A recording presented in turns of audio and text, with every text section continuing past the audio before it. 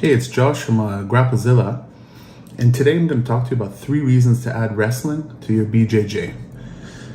So, if you look at the history of BJJ, especially mainstream, forget what's in Brazil, but mainstream happened when Royce Gracie basically dominated everyone in UFC, everyone, including myself, and I think it was 1994.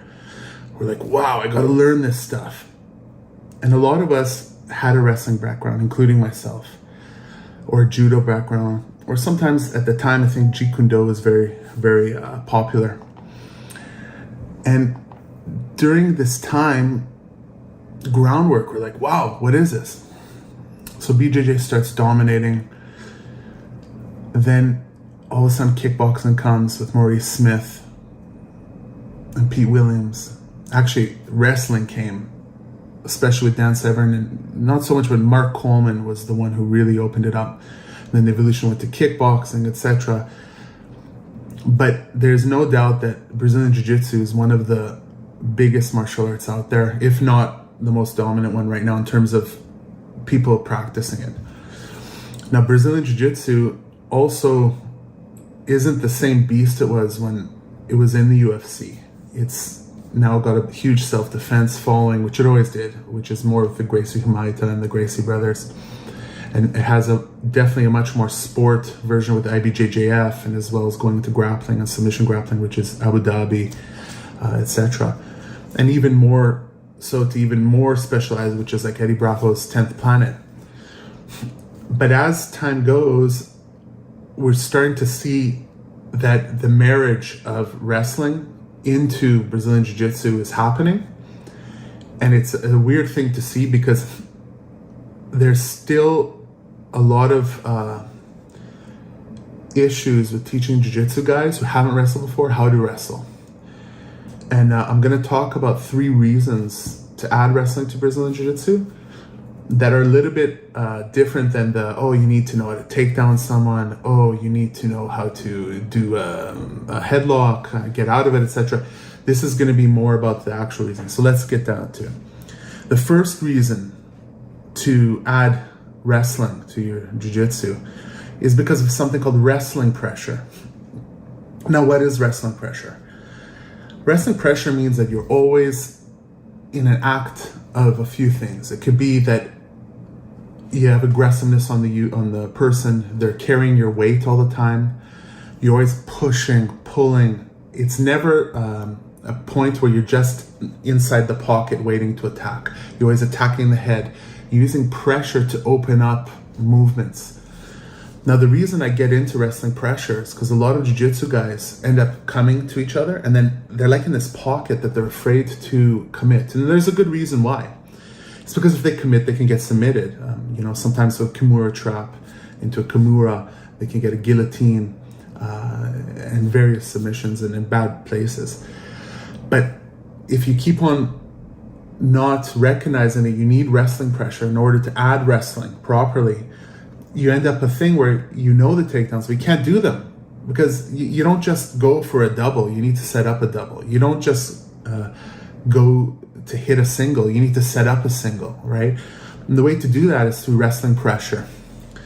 And a good way to do this is to actually learn how to wrestle under wrestling's rules, because it'll give you the attribute of pressure which you need. And once you have that pressure, you're going to start wrestling a lot like guys we've seen in Abu Dhabi, where they're starting to using wrestling pressure, and that because they're using the pressure, they're able to dominate the other people on the ground and end up getting into a position they want to be in. So it's usually top position, hopefully inside mount, etc., or straight to a submission. Now, the second thing that you have to know that you should wrestle for jiu-jitsu is to learn the wrestling scramble. So, for those of you who don't know what a scramble is, imagine 2 cats scrambling for top position in order to get it. So wrestling has great, the rule set especially, is great to teach someone how to scramble. So in jiu-jitsu, for example, when you go to a position, it's very common that someone pulls guard and then they close, okay? And that's fine. But sometimes you want to know how to scramble. And there's been great jiu-jiteros who have learned how to scramble very well. For example, Marcelo Garcia, king at scrambling. Nick Rodriguez, Gary Tonon, amazing at scrambling ability. And they use that scrambling to get in superior positions and then start working to beat the guy. So a great way, once again, to learn how to scramble is to use wrestling's parterre, the groundwork, as the rules, in order so you get used to not relying to get on your back, but to get off and to reverse to another position. Scrambling also can be on when you're on your feet. So, for example, someone goes for a single leg head in. Well, you need to scramble it, not just defend, but scramble and counter and re-attack or get to better position. And I think this is a great reason to learn wrestling, because you take that scrambling ability and you now take it to your jiu-jitsu.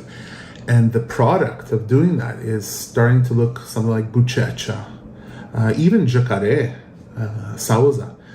He was amazing at scrambling ability. I mean, he was a great thrower too from his judo, but he would throw you and get into top position, but there would always be a bit of a scramble at the end because the guy would try to recover guard and Jacare would come and get you into side position or into a very down position and then generally get you into a very dominant submission and win. Now the third that I think is such an important emphasis to have in jiu-jitsu, and I think that wrestling really brings us in, is wrestling's emphasis on standing up, which has to do with the relation to the scramble and has to do with the relation to the wrestling pressure itself. And I think this actually gets jiu-jitsu more dangerous in terms of MMA as well, okay? As well as Abu Dhabi too, because you can, and grappling, because you can get up to score again. But in wrestling, if someone to take me down, I mean, I want to get up as fast as possible, right? In order to get back to position, not get scored on, not be in a bad position on the ground, and also to counter.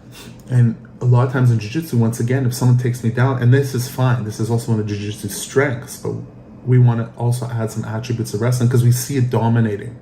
Wrestling is, the jiu-jitsuers who all know wrestling, most part, are dominating people because of this. For example, if you were to take Buchecha down, now he could pull you to guard, but most likely he's going to scramble up, stand up again and take you down, or go to top position. So when you have an emphasis of standing back up, it also gives you an emphasis of getting back into a position that you can get into top game again. And there's no doubt you want to be in top game over bottom game. I mean, during the 90s, the Carlson Gracie Champions Factory was so dominant because they got into top game. And you're already a step above, you know? You're attacking, the other one's defending, generally. So with wrestling, the emphasis on standing back up is extremely important to bring into jiu-jitsu because it gives you the chance to get into a position to get onto top position again. It gets you in a position, a chance to get into an attack for takedown, which you can get points, and once again get into top position again to attack. And I think it's very good also if you talk about self-defense, because sometimes you don't want to be in guard in self-defense, and if you emphasize in scrambling and getting up back to your feet, it gives you a better chance to defend yourself and run away if you need to, because I mean they say he who runs away lives to fight another day. Anyways, I have an article on grapplezilla.com called 3 Reasons to Add Wrestling to Your BJJ, and I hope you like this one. And if you have any comments, I would love to hear it.